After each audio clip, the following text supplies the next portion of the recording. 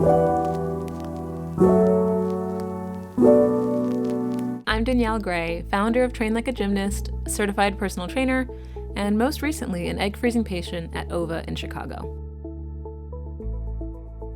Last week I had a really bad time with nausea. I don't know if it was food poisoning or if it was from me starting the monolinea birth control pill, but it was a coincidence at the same time, and it was horrendous, and it ended me up in urgent care, but that was it. And then the next day, I believe, I started on NuvaRing, which just put it up and in, and it stays there, and I take it out tonight, which is July 6th, and then I start my injections next Friday. It's getting real. It's getting real now.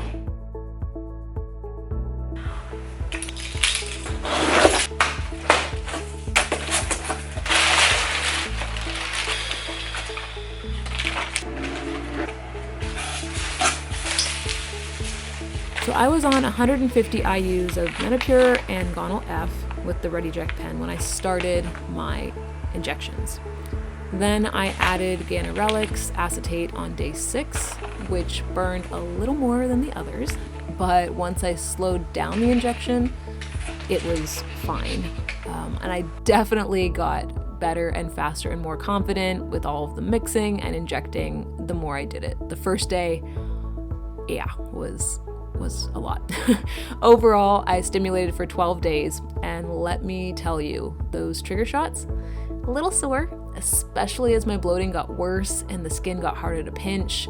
The needle just was not puncturing, so that was fun. And the timing had to be exact, 1 a.m. and 1 p.m. Pain scale, as a former athlete, maybe a 3 out of 10. It was more uncomfortable, but manageable. I just did my first injections, and I was a little scared. I thought I was gonna have someone kind of like guiding me or helping me, but I didn't need help. I just followed the step-by-step instructions. I forgot one thing. I forgot to prime the needle on the first one. It did burn a little bit, not bad. Second one was fine. Yeah, just take really good notes when you're going through your like tutorial of how to do it. I'm like, okay, we're in, we've started. Now we'll see what my body actually does. So it's been about maybe an hour since I've given myself the shots. I was just thinking, like, it is a weird feeling if you don't have someone in the room with you or helping you or supporting you or giving you shots, like when you're doing it yourself and just trying to make sure you're doing it right. It does feel, I can't articulate it. It's the craziest thing. Just very conscious of being alone. Another reason I'm grateful I started this process, I discovered I have a uterine polyp. It might have made conception harder or caused some infertility down the road, so now I know to have it removed at least 3 months before trying to conceive. That one test, the OVA view, where I got all my baselines, that one decision to freeze my eggs may have saved me heartbreak later.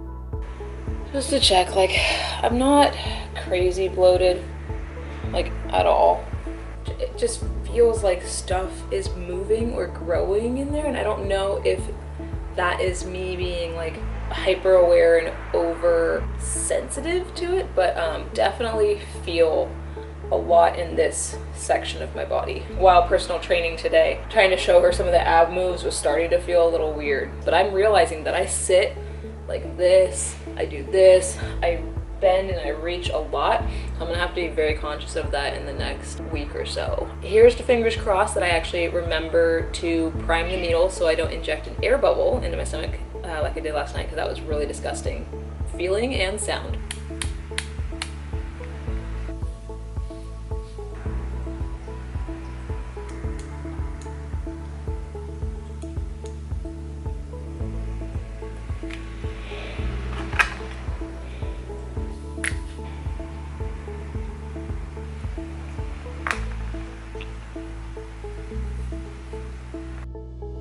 I chose them because they do freeze where they retrieve.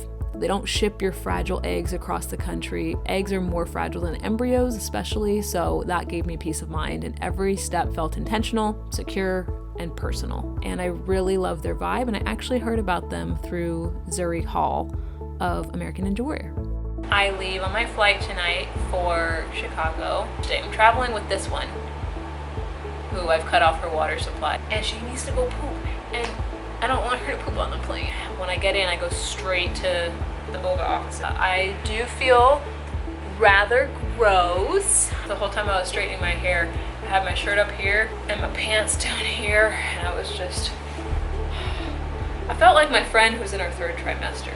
Still not like really bad, but it's definitely uncomfortable. Uncomfortable to sit, to wear leggings without them being up here. I feel like I'm man-spreading. Like this is comfortable, but sitting upright, not so much. Evening shots, it's just between 6 and 10 p.m. and I'm getting better and better every day. My right side is better than my left. There are just some dots over here, but not many. You can't really see. I made it to Chicago, very tired. My friend Nicole picked me up, drove me straight to OVA from the airport with Zara, and Zara was like the best behaved little kitty cat. I just kept her in her carrier through my blood draw and ultrasound. So we set appointments at OVA for tomorrow, for Saturday, for Sunday, and for Monday. Once I get the blood work back from today, I may or may not have an appointment tomorrow. So this is everything's gonna be played by ear. And then walk to my hotel. I was hoping that there was gonna be a room, and there was. I was able to check in, and now I'm like, okay, what do I do? Program for my clients tomorrow? Maybe read, watch a movie, I'm not sure. But now is the time I'm gonna have to figure out what to do with my time besides editing. And this is my view.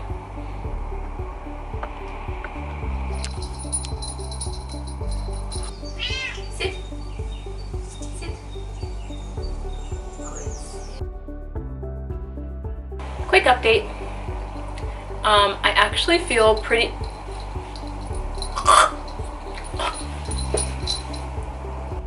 feel pretty good today. I don't really feel bloated. I did the Ganirelix shot myself this morning, and it did, like, people say it burns. I don't know if it necessarily burns, but you can feel where that injection is. It gets kind of hot for a little bit, and you're like just conscious of that spot for a while. But then it goes away in like 30 minutes, like there's nothing there. I feel normal and fine. I've started the injections a week ago. Here is the current bloat situation. So, I mean, I'm still at the point where my leggings have to be like at my boobs for it to not be totally uncomfortable. But it's not bad. Like if I'm flexing, I look normal. If I'm relaxed, you can see that it's like low. There's like a low pressure here. So this band on lots of leggings gets kind of uncomfortable. That's why like I have to hike it up. I feel lean, oddly enough, and that might be different than most. My follicles are measurable. So one side has larger follicles than the other. I didn't have an appointment today, but I have another one tomorrow. I don't know when the retrieval will be. Hopefully I'll know by Sunday night. As women, we're born with a finite amount of eggs, and each cycle that we have, we either ovulate those eggs or get rid of those eggs. So by freezing them, we are actually saving eggs that our body would have otherwise gotten rid of. We're not taking away from your future chances. What happens in the egg retrieval process or the egg freezing process is, so you know when a girl has a period, she has 2 ovaries, and then a mature egg is produced in one of the follicles in the ovaries. It is released through the fallopian tubes, sits in the uterus waiting for fertilization. If it does not get fertilized, the lining sheds, and that's your period, and the egg is lost with it. Now, when one of those mature eggs drops down, all of the other follicles in there, they're trying to produce a mature egg, but only the mature egg is released. Now, what egg freezing is trying to do is you give yourself these injections so that every single follicle, ideally, produces a mature egg so they can go in and take all of those. Otherwise, your body would just discard them. It doesn't really mess with your fertility in the sense of it takes away eggs. It's trying to salvage them, since you only technically get 1 every month for your period. So all those other ones that just didn't make the cut, they're trying to get those. That's what kind of causes the bloating, because if every single one, right, is producing that, there's obviously more discomfort and it's a little bit larger. I think a lot of women wrestle with these same thoughts. The state of the world that we're in right now, especially in this country, it makes me feel very uneasy, very uncertain, and I don't know if I want to bring a kid into this world right now.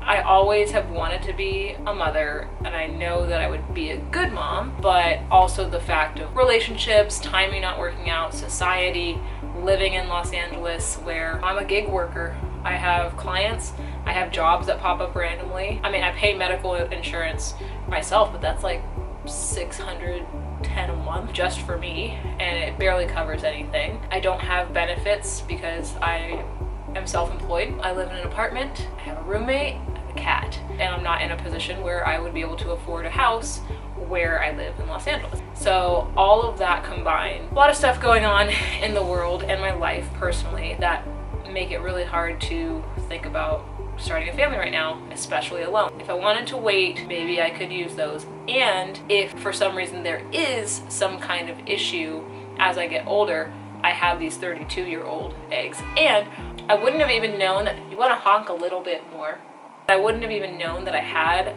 a polyp in my uterus if I hadn't done this fertility testing. And I don't know why so much of this fertility testing is not kind of done at a well woman's appointment every year. I feel like it should be. We should know these kind of baseline things for ourselves, because if I had tried naturally and that had caused infertility, I might have had a miscarriage or had trouble not knowing why until I diagnosed it, which in this country our healthcare is very reactive versus proactive. This will just be kind of a good backup and hopefully just a little blip in time, a month of discomfort for a potential good payoff. So if you're considering freezing your eggs, know this. It's not a guarantee, but it won't lower your ovarian reserve, and it won't solve your timeline anxiety overnight. But it is a tool, a choice, a gift you're giving to your future self.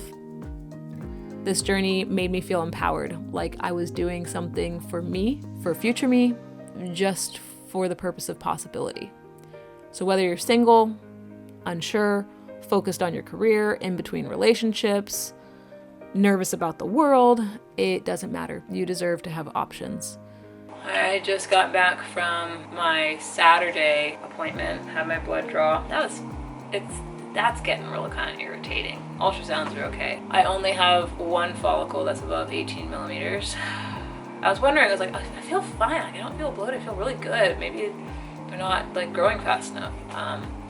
But they're focusing on the actual follicles that are growing. 9 on one side and 6 on the other, even though I have like 31. So she said I'm not trigger ready, which is a little disappointing because I have some friends and support while I'm here, but I have my flight set for Sunday and my hotel set for Thursday, ideally having retrieval on Tuesday, Monday or Tuesday, but she doesn't think it's gonna be either of those days. Not terrible, it's just a little more money for the hotel and then changing the flights potentially. I'm just disappointed that they're not growing. Some people's levels go up higher and their follicles are still small. So that's why sometimes they try to adjust your meds. It depends like what baseline is, Okay. And they look at that, to make sure that you're not ovulating.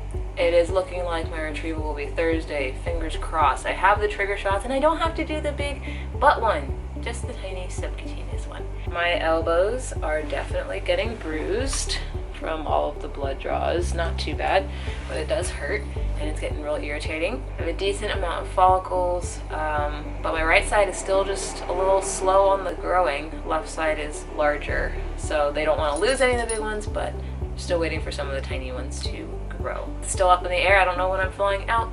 I will have to change my flights at some point, hopefully today, and continue to extend my hotel. I'm getting real tired of this. I'm grateful that I have my Zara Bear here and grateful to have all the company and support from everybody who has helped here and from afar.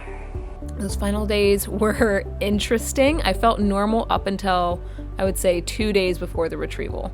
The bloating got progressively worse. My skin got tighter and harder to pinch for injections. But my body was doing exactly what it was supposed to be doing, producing multiple eggs instead of just one. As part of my prep phase, I also started supporting my body with supplements in June, about a month before I began stimulation meds. So I took vitamin D3, CoQ10, a prenatal with folic acid and DHA, iron, and magnesium. I continued those daily right up until I flew out to Chicago for my retrieval. Packing for Chicago was a whole process. I had a spreadsheet, of course, because it's me, and here's kind of what I brought. If you want a link to a full packing list for yourself, I'll drop a link in the description. We are day before retrieval. It's getting real in the sense that I am very bloated, very uncomfortable. Last night was probably the worst in terms of discomfort and like kind of pain. Right now I am sitting totally man spread and my boobs are so tight in this bra and my nips feel very large, dark, and sensitive, and everything feels engorged and uncomfortable. Light at the end of the tunnel. Tomorrow is retrieval day. Walking is uncomfortable because every time my foot lands, there's just like jostling in there, and it does hurt. There is a little bit of sensitivity where the injections were now, which that hasn't been happening. My bruising is still there, but not like crazy bad. I've been putting arnica on every day. I need to start antibiotics tonight with whatever I have for dinner. And that is my update. So I'll see you tomorrow for retrieval day. So thank you for being here for part 1 of this journey. In the next video, I'll walk you through the actual retrieval procedure, what it was like, what I experienced, what surprised me, how I was coming off anesthesia, and what I tell anyone doing this for the first time. If you found this helpful, please give it a thumbs up and let me know in the comments if you have questions about the prep phase that I didn't answer. I'll try to answer as fast as I can. And you know, I like to be authentic and upfront and share my reality and my experiences so that I can help someone else in the future, because I know I like to do my research going into things. And again, if you want to see that detailed packing list I mentioned, I'll drop the link in the description. I'll see you in the next video.